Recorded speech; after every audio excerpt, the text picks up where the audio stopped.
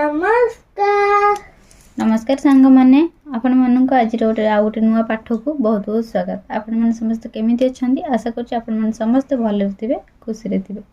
चलते स्टार्ट करवा आज पाठ। एबे तो परीक्षा पाखी आसला चतुर्थ एकक परीक्षा हम।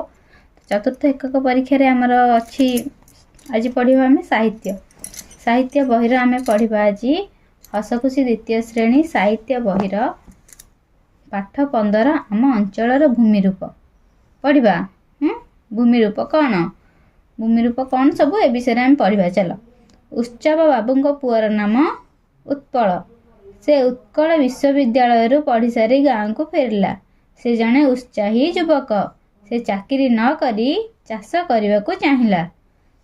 उत्पल बापा को कहला बापा आम नई पाख जमी भारी उर्वर। गाँवर पश्चिम पाख पहाड़ तल जमी पड़िया। से ही जगटी उच्च पथुरिया होईछि घास होईछि गाई छेली चरांती। गाँ पिला माने सेठारे खेलती बेले बेले आनंद रे चित्कार करती। पहाड़रू तो झरणा बाहरी पड़िया को काम लगाई हेब एथिपाई कृषि ऑफिसर सह कथबार्ता हेबा। कृषि ऑफिसर कौन कहले चल शुणा। दिने समय करी कृषि ऑफिसर पाखक दुहें गले सह परामर्श कले। कृषि ऑफिसर कहिले पड़िया जमी को गोबर खत दे उर्वर करा जाए। गोबर खत एक उत्कृष्ट सार। जमी रे पकेइले जमीर उत्पादिका शक्ति कौन हुए बढ़े। फसल उत्पादन भल हेब। आपण सेठी आंब पणस बर अश्वत्थ शाल देवदारू तेंतुली जामु और खजुरी गछ लगे पारे। आपण पड़िया को अन्य उपाय व्यवहार करें। कौन गाई छेली कुकुड़ा और छेली फार्म करेंगे। नदी पाख जमी धान चाष तो भल हो सहित बिरी मुग सोरिष बादाम आदि भल हेब। आलू कोबी बैगण और कखारू लगे पारे। एठी कौन लिखाई कौन तो छपी जाइए। दीप जमी रे कपा राशि कांदुल भल हुए। पड़िया बिल बण पहाड़ पथुरी अंचल ए सब हेउची भूमिर विभिन्न रूप। कौन कौन पड़िया गोटे रूप बिल गोटे रूप बण गोटे रूप पहाड़ पथुरिया अंचल ए पांचटा होची भूमिर गोटे गोटे रूप। कृषि ऑफिसर परामर्श अनुसार पड़िया थिबा जमी को काम रे लगागला। जमीरु अधिक उत्पादन हैला। पशु मानकर नाम कौन कौन पशु अछंती एथिरे। घोड़ा चिताबाघ बाघ चमड़ी गाई घुसुरी गध गाई बिलेई षंढ नहीं महिषी सिंह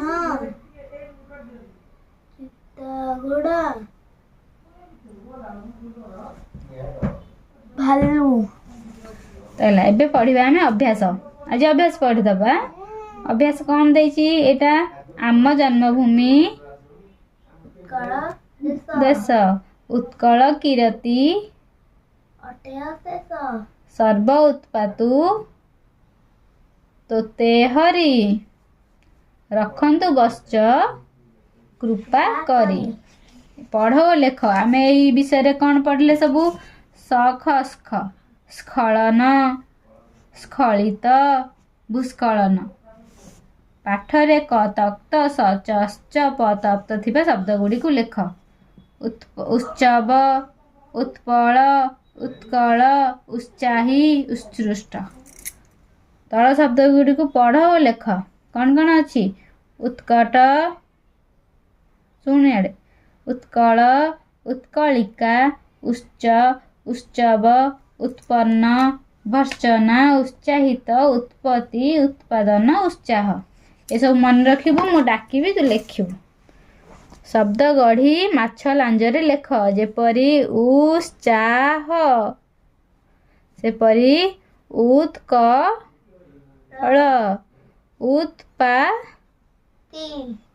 उत्पात ती नहीं उत्पन्न।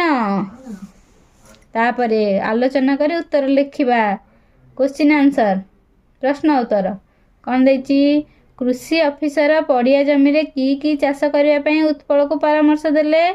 ଆମ୍ବ, ପଣସ, ବର, ଅଶ୍ୱତ ଆଉ ଦେବଦାରୁ, ବିରି, ମୁଗ, ସୋରିଷ ଏସବୁ ଫସଲ ଲଗାଇ ପାରିବା।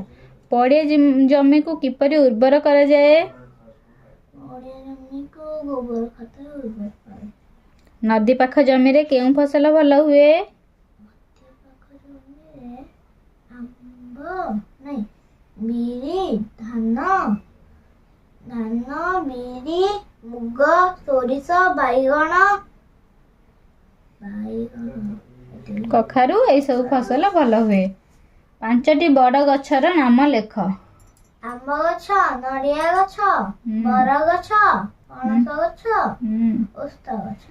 ତାପରେ ତୁମ ଅଞ୍ଚଳରେ କି ପ୍ରକାର ଭୂମି ଅଛି? ପଥୁରିଆ ଆଉ ସମତଳ ଭୂମି।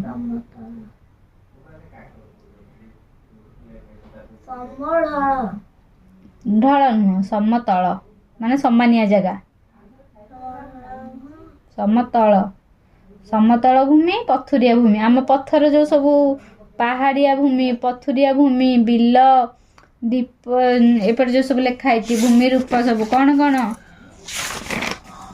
ପଡ଼ିଆ, ବିଲ, ବଣ, ପାହାଡ଼, ପଥୁରିଆ ଅଞ୍ଚଳ। ତୁମ ଅଞ୍ଚଳରେ ଜମିରେ କେଉଁ କେଉଁ ଫସଲ କରାଯାଏ?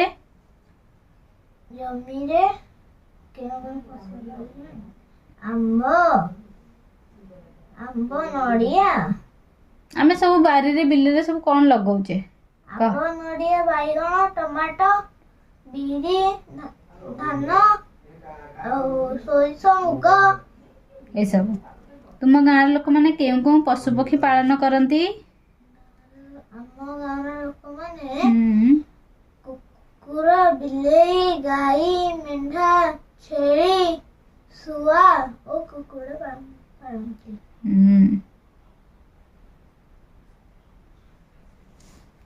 ତୁମ ଅଞ୍ଚଳର ଲୋକମାନେ ଜମିରେ ଭଲ ଫସଲ ପାଇଁ କେଉଁ ସାର ଖତ ପ୍ରୟୋଗ କରନ୍ତି?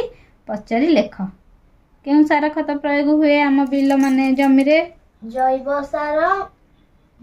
ଜୈବିକ ସାର ହଉଛି କଣ ସେଥିରେ ଯାଉଛି? ଗୋବର ଆଉ ହଉଛି କମ୍ପୋଷ୍ଟ। ଗୋବର ହଉଛି ଯୋଉ ଆମର ଗାଈର ଗୋବର, ଆଉ କମ୍ପୋଷ୍ଟ ମାନେ ଆମର ଫୁଲ, ଫଳ, ପରିବା ଚୋପା ଏସବୁର ସବୁ ଜିନିଷ ହଉଛି କମ୍ପୋଷ୍ଟ। ଆଉ କଣ? ରାସାୟନିକ ସାରରେ କଣ ଯାଉଛି? ୟୁରିଆ